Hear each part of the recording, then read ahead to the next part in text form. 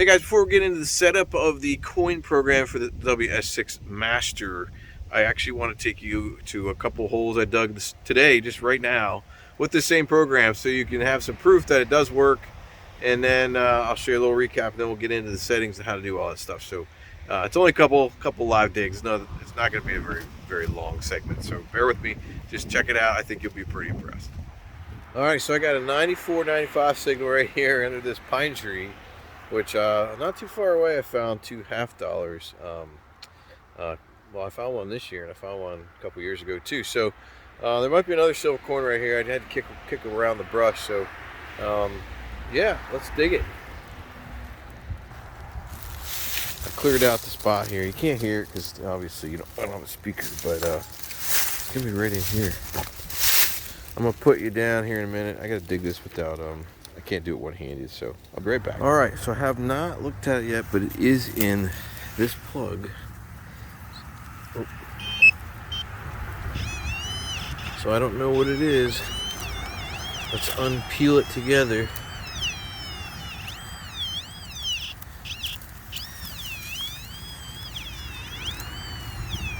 May not be silver at all.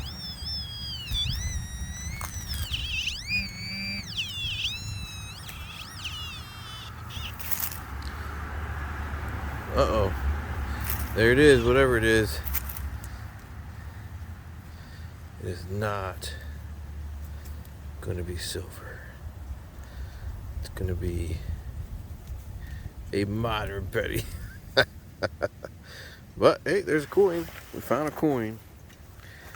So, at least I can find a penny. Hey guys, haven't been filming much. I got a couple dimes, pennies, wheat penny, I believe. But nothing really out of the unusual, right? So I mean, everything I'm digging, I should be digging with that program because it's just that good. But I think I got, a silver dime here. I just dug a penny that was in another hole. I don't know if I've missed it or dug something out of the hole and then didn't check it, but it's usually not how I do things. So I'm thinking somebody else may have been here. But then I just very faintly got a like a 94-95 signal, and well, let's just check it out together. I haven't really looked at it, but it looks silver from the top.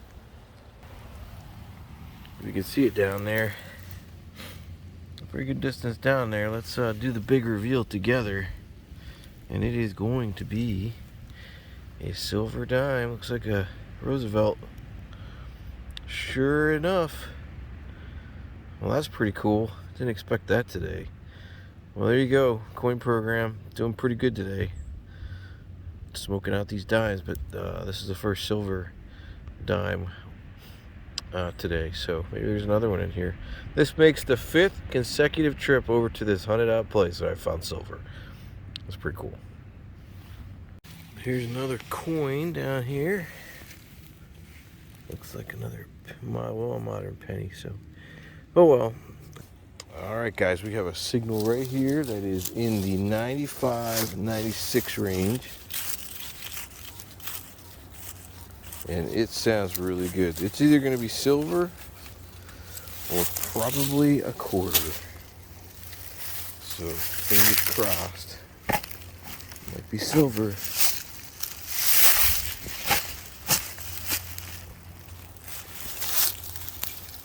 Alright, you guys ready? See if I get it out of the hole here.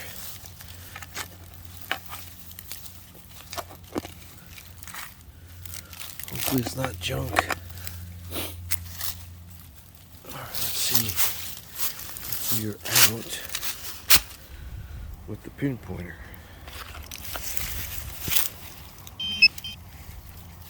I don't hear it in the hole. Uh-oh. Alright, it's up here. I don't see any silver yet. Do you?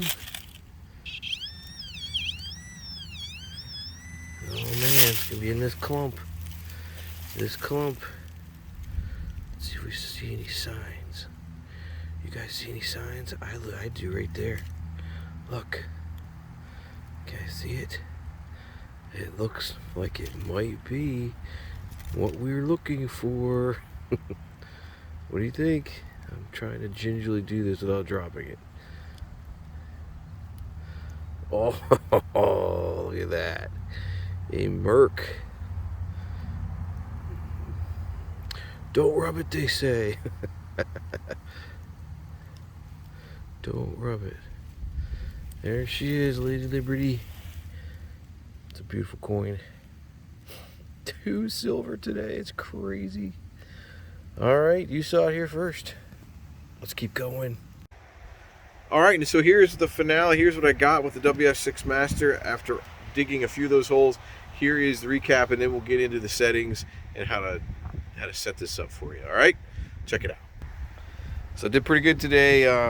There's a lot of pennies on this property just because there used to be a penny candy store here. So, and that lasted all the way into the 80s. So I'm going to get a lot of modern pennies. I knew that. I did get a couple nickels, a couple wheat pennies over here. But I did get 2 silver dimes today. And a toy car, truck. I think it's a Matchbox series. I don't know. Got a little bit of junk over here, but not too much. Just dug 1 bottle cap today, and one of those little foil doodads. So, and 1 little pull tab. I guess I did get one of those. So it's just dialed in, folks. If you're looking for a good coin program for the WS6 Master, look no further. I'm here to help you.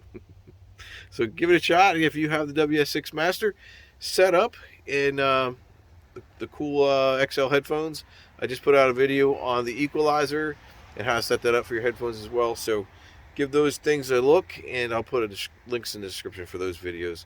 But yeah, now let's get into how to set this up. Alright, hey guys, Scott here from the Mental Metal channel and mentalmetalDetecting.com, and I'm in my garage today with my dog Rocky, so you may hear some funny little business going on behind the scenes, but don't worry about it. It's just him getting in some trouble. But he's laying here happy, so maybe he'll just stay where he is. Hey, today I want to talk about the WS6 Master setup again, and we got the WS2 XL headphones right here on my left. I'm going to go through today and show you how to set up a coin program for this setup. Some people have been asking me about converting my coin program into the WS6 Master because the menu system is a little different, and so yeah, it's not that difficult. I did it yesterday. I actually have it saved in here, so I'll walk you through all the settings and stuff. But first, I want you to hear what everything is going to sound like. All right, so you have an idea of what the coins are going to sound like, what rings are going to sound like, and what nails and things are going to sound like. So I have this program pretty much nailed down. A lot of people have used it around the world, so it's pretty cool that people have used this program. It's not 100% foolproof, but it does get you pretty close to most coins, except for, you know, overseas in Europe and stuff like that. Then you got to adjust your tone breaks a little bit. Same goes for Canada, but for the most part, this is a U.S. coin program. But I have been told that many others have used it with some pretty good success. So I'm just going to run through some of the sounds real quick just to give you an idea for the coins on what we're going to run into here. So I'll show you the coin or the thing I'm going to run across my coil. My coil's down here by my feet. I'm trying not to get have much interference, so I'm putting it down low next to me. So I'm going to run everything in front of the coil that way. All right. So the first thing we're going to do is we're going to do a Washington quarter. It's 1964, and it's silver, and that's what it's going to sound like in this program. Okay, next one's going to be a Roosevelt silver dime.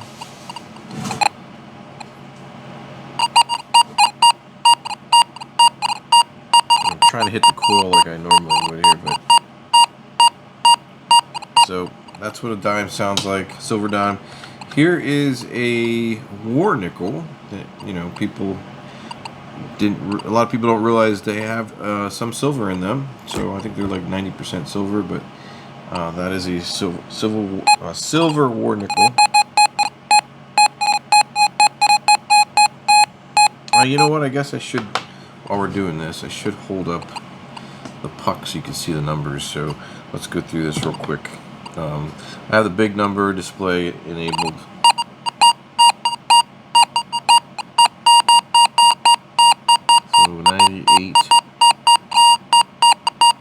quarter, 97, 98, dime, 93, 94. That would be a silver dime. Here's the war nickel again. So 63, 64. Let's try a shield nickel. Shield nickel being the 1910 shield nickel.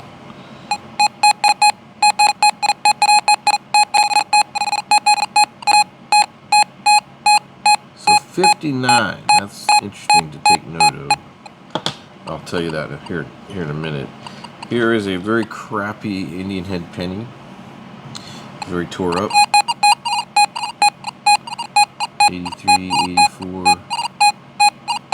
Some of that extra noise is interference here. Here's a Merc dime, silver Merc.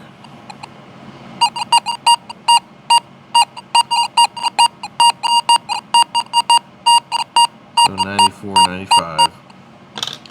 Here is a flat button.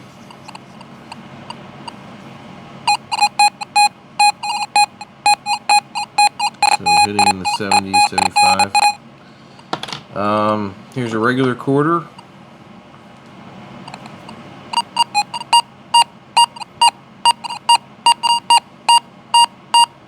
So 97, 96.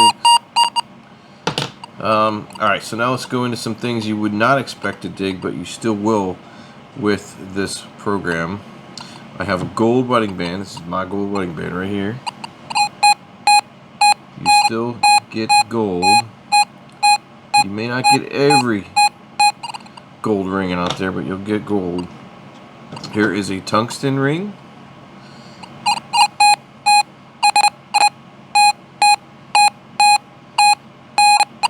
So if you think you're going to lose rings, I'm here to tell you, you probably won't for most of them. Here's just a regular old nickel.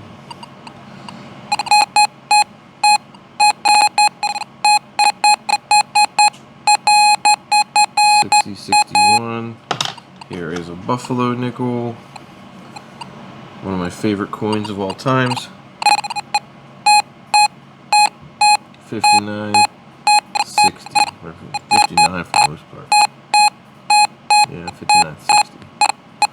Alright, so there's other coins I could run across. Oh, here is a, I believe this is a King George or a old copper coin.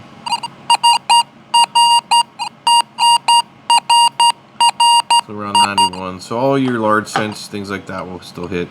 So, but here's a couple things I want you to see. Here's a big nail. I'm going to run across a quill. You're not hearing much. You're not hearing anything. Well, you might hear a little squeak here and there. But it knocks out the nails. Here is a rusty skeleton key. Again, you're not going to hear much of the iron, much of the rust. This was an interesting test. It's a very... You would think that might be a coin or something, but it really isn't. It's just a rusty top to something.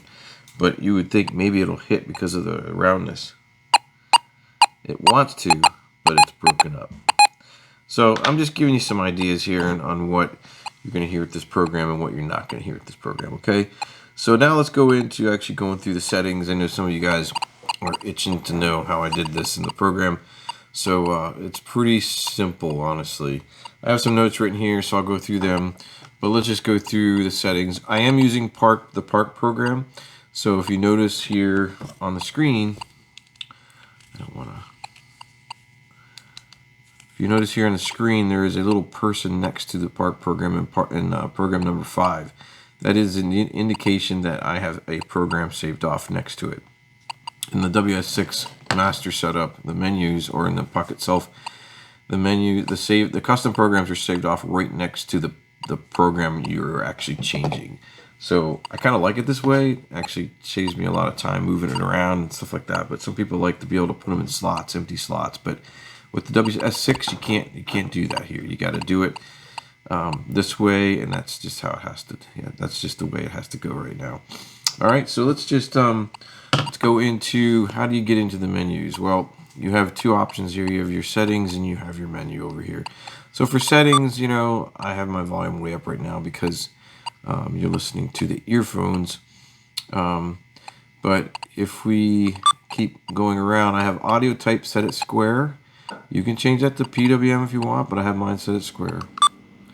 Hold that button down. This just takes you through some other sub-menus, contrast. Don't have the terrain app. That's your frequency scan. That's your update. That's your info. And then you're back to the beginning. So you just kind of back out of that. And back out again. Let's see if I missed anything. Settings. So program, this is where you're going to save it off. And I'll kind of go over that here in a minute. And then this is your pairing, where you can pair different devices such as your pinpointer, headphones, coil, etc. So we're back to the beginning. Alright, so let's get out of there. Let's go into the menu over here in Park. So right now we're in the custom program that I saved. And so if you click that, my discrimination right now is going to be 6.4. Now there's a long press indicator there, so you're going to hold down this button. And you're going to also see that I'm in 5 tones. And now there's another long press indicator there, so we're going to hold that down. And you're going to go through your tone breaks. So the first tone break, I have it set at 100 Hertz. And you can change that if you want to, but that's, you know, how I have mine set. I think originally I had it set at like 101. If you click the menu button again, don't hold it in, but just press it. It now takes you over into the tone break. So obviously the first tone break is going to be set from 0 to 6.4. So we're going to leave that alone. Now you're going to hit this button again. Now you're going to notice that the tone break has changed. It's now at 2. And again, I had my original program set at 101. It doesn't really matter, 100, 101. Hold again to get to the tone break. And the first tone break I have here from 6.4 is all the way up to 54. Alright, I've changed it a little bit from my original program, and I'll go over that in a minute. So let's hold it, let's hit it again, and tone 3 is now set at 835. So this is really the first range of, this is the first tone that I want to actually stand out in my ears for the sound. So I'm raising it up to 835 Hertz. Alright, and so we'll hit it again to get to the tone break, and you'll see now that I have from, the last tone break was 54, I have from 54 all the way up to 65. And that's going to cover your nickel range, and I wanted to kind of briefly talk about that. You saw most of the nickels hit like 61, 64, 63. We had one hitting at 59. And so some people are going to ask me, why did you incorporate the 54 to 65 range? Well, I've been finding that if you don't lower your tone break like a couple notches, a couple numbers before the actual target ID hits, like for instance, like let's say that one Buffalo nickel hit at 59. If I would have set the tone break for 58, the tones of that signal would have been garbled a little bit. So it's bleeding over the filtering out. I'll kind of go through that here in a minute. I'll show you an example. Actually, let's just go through an example, right? Let me go through the tone breaks and we'll go back to this tone break again. So tone break is 65. We're going to hold it in. I have my frequency set at 826, a little bit lower. Oh, this is actually tone break number 4 now. So I have this one a little bit lower than tone break 3. I have it at 826, just a little variation. That's just how I want it. Hit it again. My next tone break is going to be 88. So from 64 to 88. And then tone break 5 is going to be set at 941 Hertz. So I want it to really ring loud and proud. And you won't be able to set the tone break here because it all goes all the way up to 99. So those are your tone breaks. Now let's go back here and go to tone break 3 where I have it set at 54. I'm actually going to bump this up to like 58. Alright, because that one Buffalo, or I think it was the Shield nickel, was kind of hitting at 59. So let's go through that again. I'll let you listen to it. You're going to be surprised, I think, when you hear it. My heater's on now in the garage. Hopefully you can hear this. See how it's kind of chopping that up a little bit? I don't like that. You know, that's going to drive you crazy. So if you raise it to 59, it's even a little bit worse. Go up to 60, you start cutting it out altogether. So what I did was I came back down to where it actually sounds really good. So let's just kind of increment back. So it's coming in better at 57. But I still have a little bit of that jittery stuff going on. So I'm going to lower it back down. A little bit better here, still a little weird. So I found that 54 is the magic. Clear as bell. So that's why I'm using 54. Alright, just wanted to kind of show you guys that. Alright, so those are your tone breaks.